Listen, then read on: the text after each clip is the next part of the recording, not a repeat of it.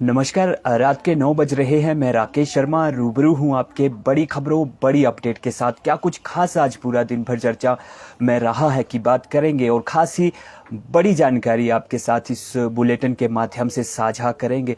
आप सभी बुलेटिन के साथ जुड़ रहे हैं और आप सभी का स्वागत है। बुलेटिन की शुरुआत हेडलाइन के साथ करते हैं। जेल गए लोगों को 20,000 मासिक सरकार देगी। ये प्रति माह 20,000 रुपये का भुगतान उन लोगों को किया जाएगा जो जेल गए हुए हैं, जिन्होंने जेल भुगती है। क्या पूरा मामला है, इसकी विस्तार से चर्चा आपके साथ इस बुलेटिन के माध्यम से करेंगे। इसके साथ ही राइडर की अधिसूचना को लेकर लगातार सवाल पूछे जा रहे थे कि राइडर की अधिसूचना कब होगी, क्या इसके लिए सरकार किस स्तर पे कदम उठा रही है, इसकी भी बात आपके साथ करेंगे।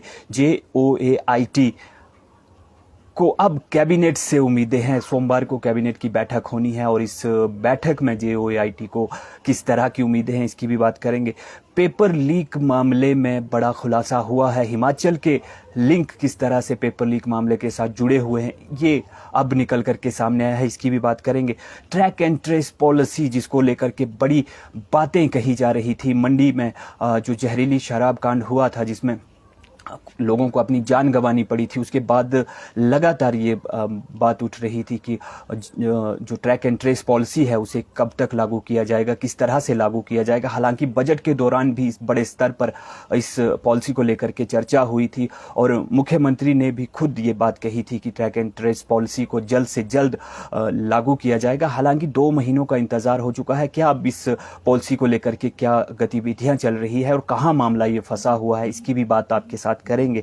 इसके साथ ही एक 13 वर्षीय बच्ची चिट्टे की गिरफ्त में पाई गई है और ये एक बड़ा मामला निकल करके सामने आया है और 13 साल की ये नाबालिग बच्ची है और किस तरह से ये चिट्टे की गिरफ्त में आई, क्या पूरा वाकया है, इसकी भी बात करेंगे। और इसके बाद पुलिस ने क्या कार्रवाई की है, पुलिस किस तरह से कार्रवाई कर रही है, इसकी भी चर्चा आपसे करेंगे। इसके साथ ही मुख्यमंत्री दिल्ली में होंगे कल और प्रधानमंत्री से उनकी मुलाकात होगी। क्या वजह है उनके दिल्ली जाने की, इसकी भी बात करेंगे।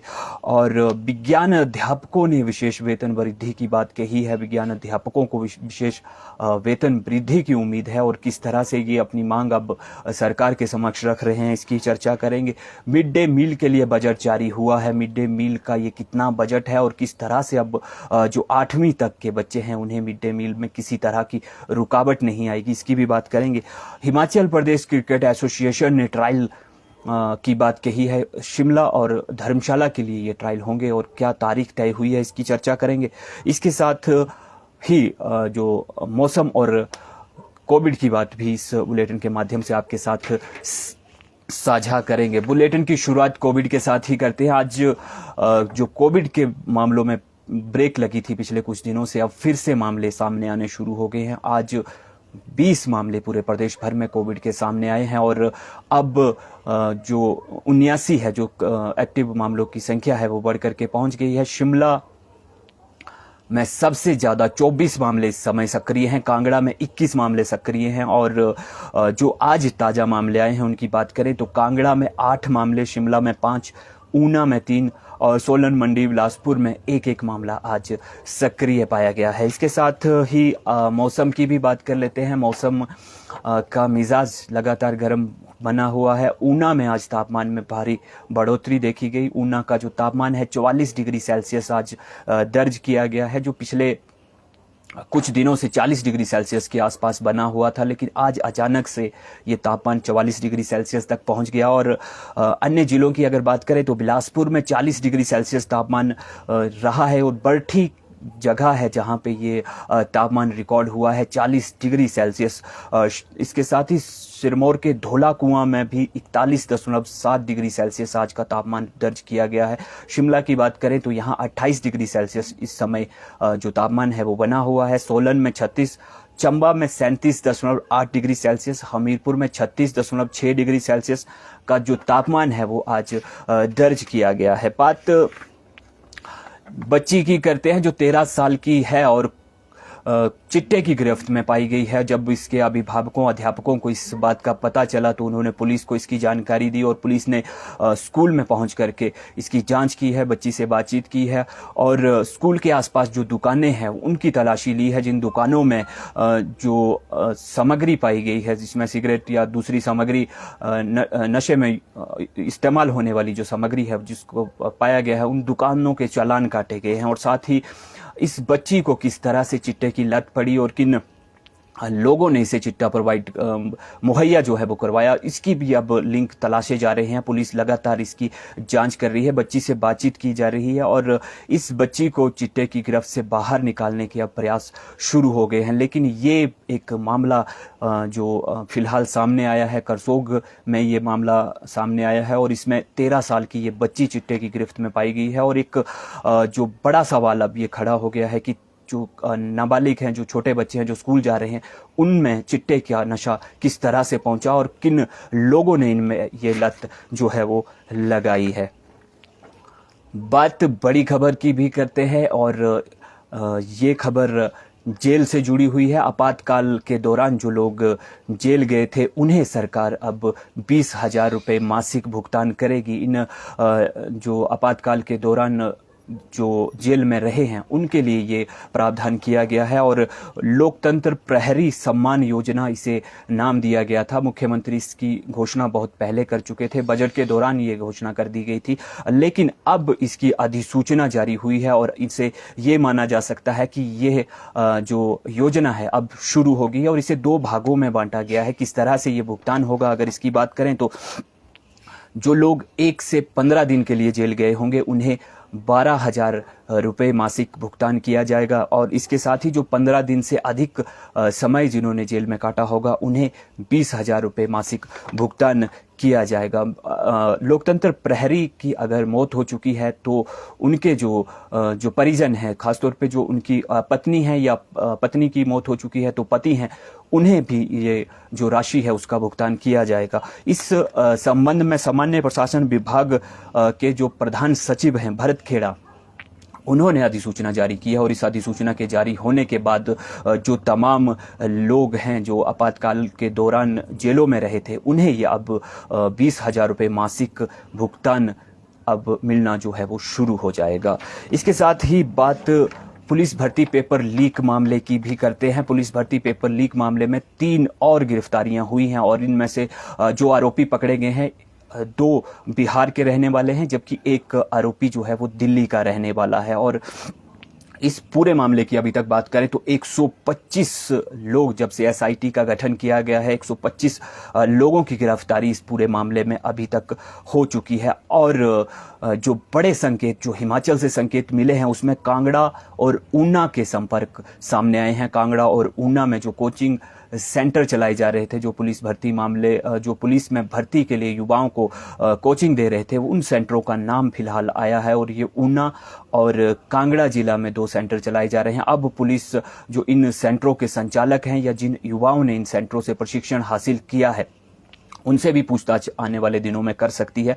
और ये दोनों सेंटर जो हैं वो कांगड़ा और ऊना जिला के दोनों जो सेंटर हैं वो पुलिस के फिलहाल निशाने पर बने हुए हैं और अभी इनकी जो जांच है वो शुरू हो चुकी है।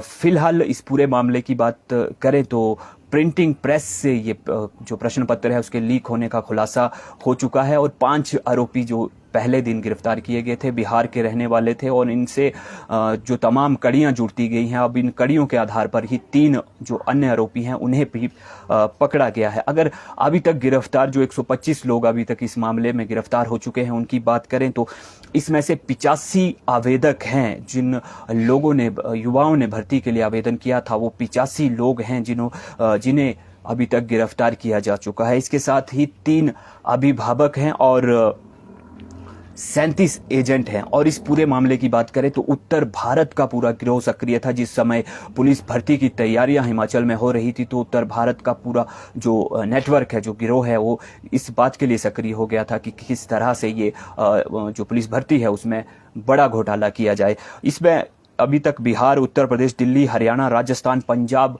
के तार जुड़ चुके हैं और हिमाचल का नाम तो पहले दिन से ही इस मामले में चला हुआ है। बात राइडर की करते हैं। 2 साल के राइडर की बात मुख्यमंत्री जयराम ठाकुर ने 3 अप्रैल को कही थी और इसके बाद से लगातार कर्मचारी इंतजार में है कि राइडर 2 साल का जो राइडर है उसमें जो हायर ग्रेड पे का लाभ देने की बात कही गई थी उसे कब लागू किया जाएगा। लगभग 2 महीने का ये इंतजार अभी तक हो चुका है, लेकिन कर्मचारियों को जिस घोषणा को अमल में लाने का इंतजार है वो अभी तक पूरा नहीं हो पा रहा है। अब सोमवार की बात करें तो सोमवार को कैबिनेट की बैठक होने वाली है और तमाम कर्मचारियों की उम्मीदें अब इस बैठक से लगी हुई हैं। हालांकि इस बैठक में ये अभी फिलहाल संशय बना हुआ है क्योंकि कैबिनेट की बैठक से पहले इस मामले को लेकर पूरी तरह से चर्चा नहीं हो पाई है। जिन विभागों में ये चर्चा होनी थी उनके साथ फिलहाल चर्चा नहीं हो पाई है क्योंकि मुख्यमंत्री का जो लगातार दौरा है वो फील्ड में रहा है और इसके साथ ही मुख्यमंत्री कल दिल्ली में होंगे। इस वजह से जो अधिकारी हैं, जिनको इस मामले से जुड़े हुए जो अधिकारी हैं, उनके सीधे तौर पे मुख्यमंत्री के निर्देश इस मामले को लेकर के फिलहाल नहीं जा पाए हैं और जो कैबिनेट की बैठक है उसमें राइडर को लेकर के क्या निर्णय लिया जा सकता है इस पर फिलहाल संशय है। लेकिन यहाँ बात अराजपत्रित कर्मचारी महासंघ की भी करते हैं क्योंकि अराजपत्रित कर्मचारी महासंघ ने कैबिनेट से ठीक पहले यानी पिछले कल मुख्यमंत्री से मुलाकात की है। अराजपत्रित कर्मचारी महासंघ के अध्यक्ष मुख्यमंत्री से मिलकर जो 2 साल के राइडर की घोषणा है उसकी बात उनके समक्ष रख चुके हैं और इसे कैबिनेट में मंजूरी की भी बात उन्होंने कही है। हालांकि ये फैसला अब कैबिनेट की बैठक में होना है और कैबिनेट की बैठक सोमवार को प्रस्तावित है। ऐसे में कर्मचारियों के लिए क्या राहत भरा क्षण रहता है ये फिलहाल अभी सोमवार तक के लिए इसका इंतजार कर्मचारियों को करना होगा।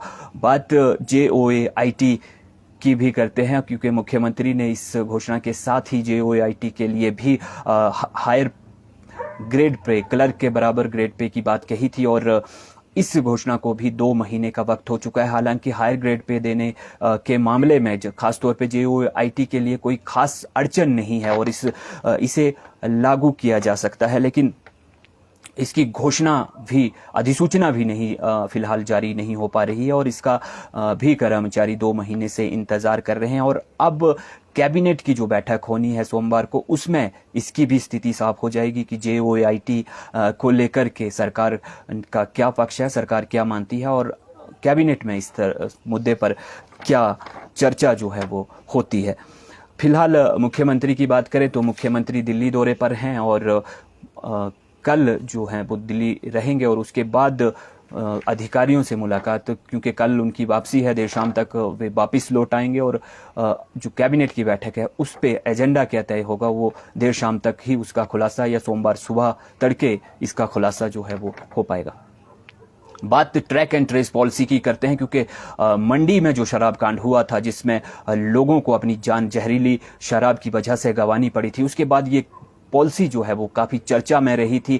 एक ऐप तैयार होनी थी और इस ऐप के माध्यम से बोतल पे एक होलोग्राम को स्कैन करके ये पता लगाया जा सकता था कि ये बोतल कहाँ, शराब जो है वो कहाँ तैयार हुई है और किस माध्यमों से जो दुकान है वहाँ तक पहुँची है। लेकिन ये पॉलिसी भी अभी तक लागू नहीं हो पाई है और लगभग जो अभी तक का समय गुजरा है 2 महीने हो चुके हैं और 2 महीनों में ये पॉलिसी लागू नहीं हुई है और अभी भी ये कहा जा रहा है कि इस पॉलिसी को लागू करने के लिए जुलाई तक का इंतजार करना होगा क्योंकि हार्डवेयर जो इस तमाम ऐप को चलाने के लिए जो हार्डवेयर की व्यवस्था की जानी है वो फिलहाल तैयार नहीं हो पा रहा है। जिस कंपनी से लगातार 3 से 4 कंपनियों से आबकारी एवं कराधान विभाग की बातचीत चल रही है, वार्तालाप हुई है, लेकिन फिलहाल कोई भी कंपनी तय नहीं विभाग अभी तक कर पाया है और इस वजह से ये पॉलिसी फिलहाल अधर में फंसी हुई है। और इस पॉलिसी की बात करें तो बजट सत्र के दौरान जो बजट लागू हुआ था उस दौरान मुख्यमंत्री ने खुद इस पॉलिसी की तारीफ की थी और इसे लागू करने के लिए विभाग को जल्द से जल्द कदम उठाने की बात कही थी। हालांकि अब 2 महीने गुजर चुके हैं और ये पॉलिसी लागू नहीं हुई है और इसका सीधा असर जो है वो अवैध रूप से जो शराब की बिक्री लोग कर रहे हैं उन्हें इससे कहीं ना कहीं मदद मिल रही है क्योंकि अगर ये पॉलिसी समय पर तैयार हो जाती तो इसकी स्कैनिंग के माध्यम से, जो ऐप से होलोग्राम की स्कैन होना था उसके माध्यम से अवैध शराब की बिक्री पर सीधे तौर पे लगाम जो है वो लगाई जा सकती थी। लेकिन फिलहाल ये मसला भी अभी अधर में ही फंसा हुआ है। बात स्कूलों की करते हैं, शिक्षा की करते हैं, और प्रदेश भर के 350 स्कूल अभी ऐसे हैं जहां मुख्याध्यापक ही नहीं हैं, और यहाँ मुख्याध्यापकों की तैनाती की मांग अब लगातार उठने लगी है। और इससे लेकर के विज्ञान अध्यापक संघ ने आज जो शिक्षा विभाग के अवर सचिव हैं उनसे मुलाकात की है, और उनके समक्ष ये मांग रखी है कि जो प्रदेश भर के 350 स्कूल हैं जहां फिलहाल मुख्याध्यापक नहीं है, वहां इनकी तैनाती की जाए। इसके साथ ही इन्होंने कुछ और मांगे जो हैं, जो अध्यापकों से जुड़ी हुई हैं, वो जो विभाग सचिव हैं उनके समक्ष रखी हैं। इसमें प्रायोगिक भत्ते को 50 रुपए से बढ़ाकर 1000 रुपए करने की एक बड़ी मांग जो है वो इन्होंने रखी है। विज्ञान अध्यापक काफ़ी समय से इस मांग को उठाते आ रहे हैं। 50 रुपए प्रायोगिक भत्ता जो है वो इनको दे है, और इस भत्ते को ये बढ़ा करके 1000 रुपए करने की बात कर रहे हैं। इसके साथ ही शिक्षकों के प्रमाण पत्रों की वेरिफिकेशन का जो शुल्क है उसे वापस लेने की भी ये मांग इन्होंने इस बार उठाई है। और इसके साथ ही अगली बात करें तो 20 साल का सेवा काल पूरा कर चुके विज्ञान अध्यापकों को 2 विशेष वेतन बढ़ोतरी की भी मांग इन्होंने आज रखी है, और सरकार से ये मांग की है कि जल्द से जल्द जो इनकी बातें हैं उन्हें पूरा किया जाए। 2008 में अनुबंध पर नियुक्त शिक्षकों को नियुक्ति की तारीख से सेवा काल का लाभ देने की भी बात विज्ञान अध्यापक संघ ने रखी है, और इनका कहना है कि इन सभी मांगों पर सरकार को जल्द से जल्द विचार करना चाहिए ताकि जो विज्ञान अध्यापक हैं उन्हें प्रदेश भर में राहत मिल सके। बात शिक्षक अभिभावक संवाद की करते हैं। आज प्रदेश भर में शिक्षक अभिभावक संवाद का आयोजन किया गया, और इसमें एक बड़ी बात निकल करके सामने आई है। बड़ी बात मोबाइल के इस्तेमाल को लेकर के है। अभिभावकों ने सीधी चिंता जताई है कि जो बच्चे हैं वो मोबाइल का लगातार इस्तेमाल कर रहे हैं, और इसका सीधा असर जो है वो उनकी आंखों पर पड़ रहा है। क्योंकि पूर्व में जब कोविड काल था तो मोबाइल पर ही शिक्षा का क्रम चल रहा था, लेकिन जब से कोविड काल खत्म हुआ है, स्कूल शुरू हुए हैं, ऑफलाइन बच्चे स्कूल जा रहे हैं, लेकिन उसके बावजूद जो उनकी आदत है वो छूट नहीं रही है। और ये अभिभावकों ने बड़ी चिंता आज जो शिक्षक अभिभावक संवाद है उसके माध्यम से पूरे प्रदेश भर में उठाई है, और इस तरह के कई जो सवाल हैं वो अभिभावकों की तरफ से पूरे प्रदेश भर से आए हैं। हालांकि शिक्षकों ने भी इस बात पर जोर दिया है कि बच्चों को मोबाइल से दूर रखा जाए, और इसके लिए जो उनका जो प्रयास हैं वो अभिभावकों की तरफ से किए जाने चाहिए। इसके साथ ही अभिभावकों ने दूसरी बड़ी चिंता जो स्कूलों में शिक्षकों के खाली पद हैं उन्हें लेकर भी जताई है। अभिभावकों का कहना है कि प्रदेश भर के स्कूलों में शिक्षकों के कई पद खाली हैं, इन पदों पर भर्तियां लंबे समय से नहीं हो पा रही हैं, और इस वजह से जो सीधा असर है वो पढ़ाई पर पड़ रहा है। बच्चों की जो पढ़ाई है वो प्रभावित हो रही है। ये शिक्षक अभिभावक संवाद का आज का दिन था, और इसे लेकर के हालांकि परीक्षा पे भी बड़ा जो विश्लेषण है, बड़ी चर्चा है आज पूरे प्रदेश भर में सुनाई दी। लेकिन इसके साथ ही जो अभिभावकों की जो बड़ी बातें हैं वो हमने आपके साथ साझा की है। अभिभावक 2 ही बातों से चिंतित है, एक शिक्षकों की कमी से, और दूसरी जो बात है जो बच्चे मोबाइल का इस्तेमाल कर रहे हैं उससे भी अभिभावक चिंतित हैं। ये 2 बड़े कारण अभिभावकों ने आज साझा किए हैं, और इनके निवारण की भी बात कहीं ना कहीं शिक्षकों शिक्षा विभाग से कही है। बात मिड डे मील की करते हैं। मिड डे मील को लेकर के आज केंद्र सरकार ने एक बड़ा बजट जारी किया है। 125 करोड़ रुपए जो हैं वो मिड डे मील के लिए जारी हुए हैं। अब प्रदेश भर के जो छात्र हैं, खासतौर पे 8वीं स्तर तक के जो छात्र हैं, उनके लिए मिड डे मील की व्यवस्था लगातार जारी रहेगी। इसमें किसी तरह की अड़चन अब नहीं आएगी। प्रदेश भर की बात करें तो करीबन 5 लाख छात्र हैं जिन्हें मिड डे मील परोसी जा रही है, और इसके लिए अब 125 करोड़ रुपए का प्रावधान कर दिया गया है। इसके साथ ही फल बांटने की भी योजना जो है वो शुरू की जा सकती है। आने वाले दिनों में इसका जो आयोजन है वो प्रदेश में होगा, और 12 करोड़ की व्यवस्था स्कूलों में, सरकारी स्कूलों में बच्चों को फल बांटने के लिए आने वाले दिनों में की जाएगी। बात मुख्यमंत्री जयराम ठाकुर की करते हैं। मुख्यमंत्री जयराम ठाकुर कल दिल्ली में होंगे। प्रधानमंत्री के बुलावे पे वे दिल्ली जा रहे हैं, और प्रधानमंत्री के साथ इस दौरान जयराम ठाकुर की मुलाकात होगी। मुख्यमंत्री और प्रधानमंत्री के बीच इस जो बैठक है, ये एक महत्वपूर्ण पर्यावरण को लेकर के एक बैठक आयोजित होनी है, और इस बैठक में ही हिस्सा लेने के लिए मुख्यमंत्री दिल्ली जा रहे हैं। और मुख्यमंत्री देर शाम शिमला वापस लौट आएंगे, और सोमवार को कैबिनेट की बैठक होनी है, उसमें वे हिस्सा लेंगे, और उनकी ये जो यात्रा है ये दिन की रहेगी और मुख्यमंत्री से मुलाकात के बाद वे सीधे वापस लौटेंगे और शाम तक वे शिमला में होंगे। बात कांग्रेस की भी करते हैं। कांग्रेस ने 90 दिन में सीबीआई से जांच पूरी करवाने की मांग की है और इसे लेकर के आज राज्यपाल से कांग्रेस नेताओं की मुलाकात हुई है। इसमें प्रचार समिति के जो अध्यक्ष हैं सुखविंदर सिंह सुक्खू और अन्य तमाम नेता, जिनमें हर्ष महाजन सहित जो शिमला कांग्रेस के लोग हैं, पदाधिकारी हैं, वो मौजूद थे और उन्होंने राज्यपाल को ज्ञापन सौंपा है। इसमें पुलिस भर्ती को लेकर के सवाल उठाए गए हैं और इसमें यह कहा गया है कि सीबीआई की जांच का जो बात है वो सरकार साफ करे और 90 दिन में, जो आने वाले 90 दिन हैं, उसमें इस जांच को पूरा किया जाए ताकि जो भरोसा है वो सीबीआई पर कायम रह सके। और साथ ही सरकार से भी आह्वान किया है कि वे इस बात का खुलासा करें कि सीबीआई को किस समय ये केस सुपुर्द किया गया और इसमें आगे की कार्रवाई क्या चल रही है। ये कांग्रेस का आज प्रदर्शन हुआ और इस दौरान बड़े जोर शोर से नारेबाजी भी प्रदेश सरकार के खिलाफ कांग्रेस पदाधिकारियों ने की है।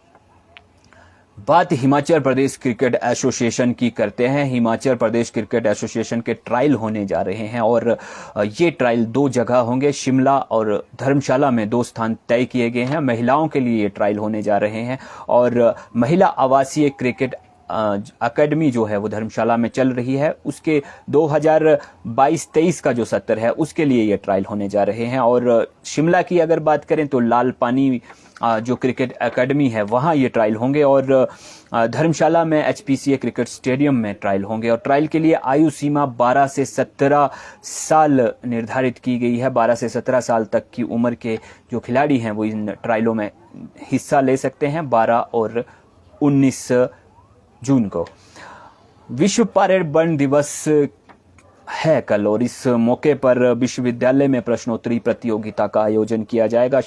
इस कार्यक्रम में पहले मुख्यमंत्री को जाना था, लेकिन मुख्यमंत्री दिल्ली में होंगे तो शहरी विकास मंत्री इस कार्यक्रम में मुख्यमंत्री की जगह मौजूद रहेंगे और प्रश्नोत्तरी प्रतियोगिता की अध्यक्षता करेंगे। विश्वविद्यालय में ये प्रश्नोत्तरी प्रतियोगिता पर्यावरण को लेकर के होने वाली है। बात समर फेस्टिवल की करते हैं। शिमला समर फेस्टिवल की तारीख बदली है और समर फेस्टिवल आज से शुरू होना था, यानी 4 तारीख से ये तय किया गया था। प्रशासन अपने स्तर पे तैयारियां कर रहा था कि 4 तारीख से शिमला का समर फेस्टिवल शुरू होगा, लेकिन तैयारियां अधूरी होने की वजह से और अन्य कारणों की वजह से समर फेस्टिवल को एक दिन आगे खिसका दिया गया है। यानी अब कल 5 तारीख से समर फेस्टिवल शुरू होगा और इस बार 2 ही जो बड़े गायक हैं जिनका प्रदेश भर में नाम है उन्हें बुलाया गया है। अन्य जो कलाकार हैं वो हिमाचल के ही रहेंगे और इन जो 2 कलाकार हैं इनमें पंजाबी गायक गुरु रंधावा होंगे और इसके साथ ही जो हिमाचल के भी जो गायक हैं हंसराज रघुवंशी, वे भी इस दौरान समर फेस्टिवल में अपनी भूमिका निभाएंगे। फिलहाल अभी तक के लिए इतना ही। मुझे राकेश शर्मा को इजाज़त दीजिए। आपसे फिर मुलाकात होगी। बड़ी खबरों, बड़ी अपडेट के लिए दिव्य हिमाचल टीवी पर ऐसे ही बने रहें। नमस्कार, जय हिंद।